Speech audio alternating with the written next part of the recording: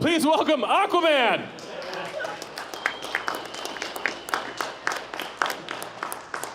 Hey y'all, it's me, Arthur. Y'all can call me Aquaman. It's good to be here with y'all tonight.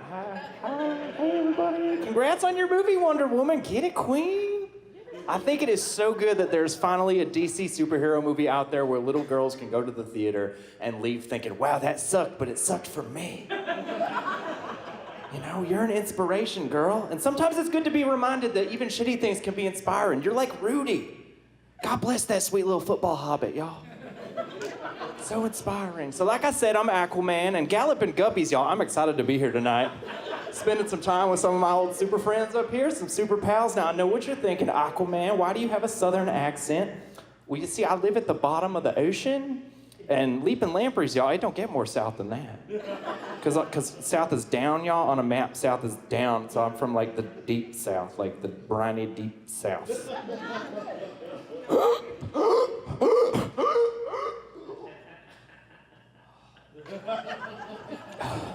I'm a little bit of a fish out of water up here, y'all. I got gills instead of lungs. Anywho, I'll be honest with y'all. It gets a little lonely down at the bottom of the ocean. It's mainly just me and a bunch of fishes and octopuses just hanging out, you know, just shooting the sea breeze.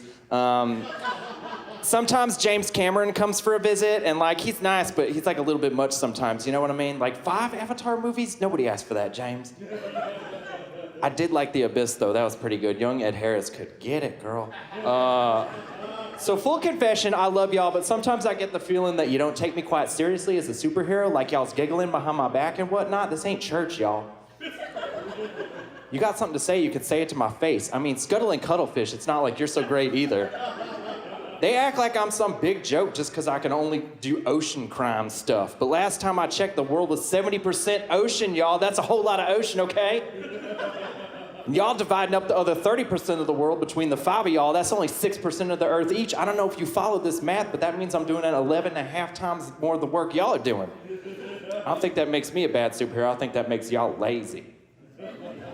You know, there's a lot more ocean crime than you think, you know? There's pirates and ghost ships, hunts for red Octobers.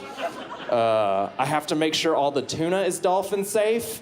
I have to keep Johnny Depp from making any more of those Jack Sparrow movies. I mean, slamming salmon, y'all. I got my work cut out for me down there. Look at Superman over here, right? All this crime in Metropolis, and yet Superman still finds time to build himself a giant ice cave where he could just go hang out by himself whenever he gets sad. It's like, you know, crime doesn't stop happening, Superman, just because you spent all night looking at Lana Lang's Instagram account and listening to Adele albums. Now you need some alone time. You need to start being a Superman, quit being a little super bitch. Doesn't take a brainiac to see that, y'all. Batman's not any better. I mean, jumping jellyfish, y'all. Batman calls himself the world's greatest detective, but since when you need a fucking tank to look for clues, Batman? Sherlock Holmes did it with a magnifying glass and an opium addiction. By the way, don't ever play Clue with Batman, y'all. He'll just yell, "Colonel Mustard," while he sets the board on fire and throws it out the window. The man has no patience. Batman doesn't even need to be a detective when literally 99% of the crimes in Gotham are done by one of the same 20 obviously themed villains over and over again. Oh no, someone was frozen to death. It couldn't possibly be the bad guy whose power is freezing people to death. You say you found a body with a riddle next to it? Who on earth would do such a thing? Go fucking fish, Batman. I mean, suffering swordfish, y'all. The only villains who present even a remote puzzle are Ra's al Ghul and Hugo Strange, and that's only because nobody knows who the fuck they even are.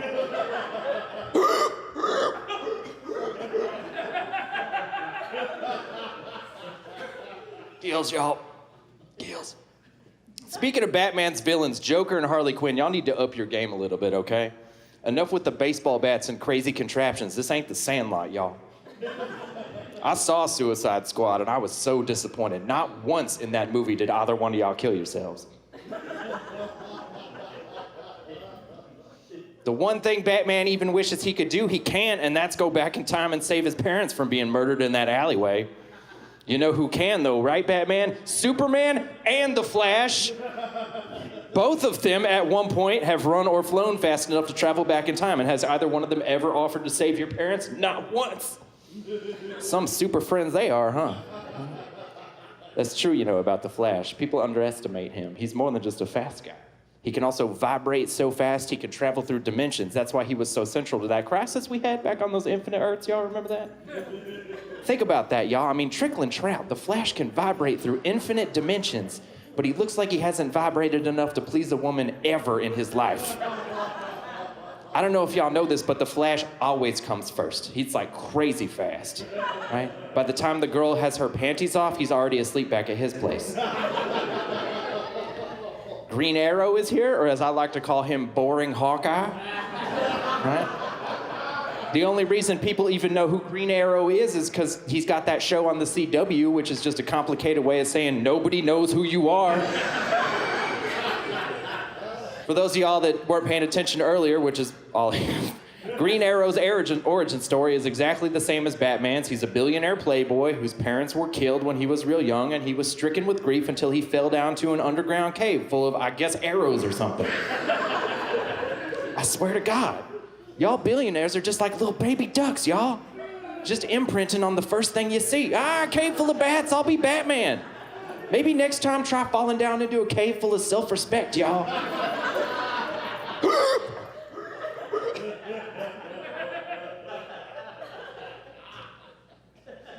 That brings us to Wonder Woman, y'all. Or as I call her, Amazon Prime. Hey, Wonder Woman, love you, queen. Love that free 2-day shipping, queen.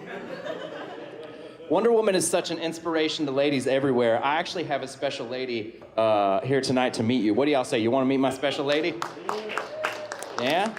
All right. Y'all know I was going to talk to a fish during this set, right? Y'all know it was going to happen. This is my girlfriend, Alba Courtney. Say hi to everybody, Alba Courtney. Hey, how y'all doing? Nice to meet you. I know what y'all are thinking, right? We thought you were gay, Aquaman, right? Well, tumble and tunas, y'all, I would like to remind you that it's 2017 and sexuality, much like the water I live in, is fluid, people. I get mad fish pussy, and by get pussy, I mean I swim over a clutch of eggs and release a cloud of my seed nearby to them.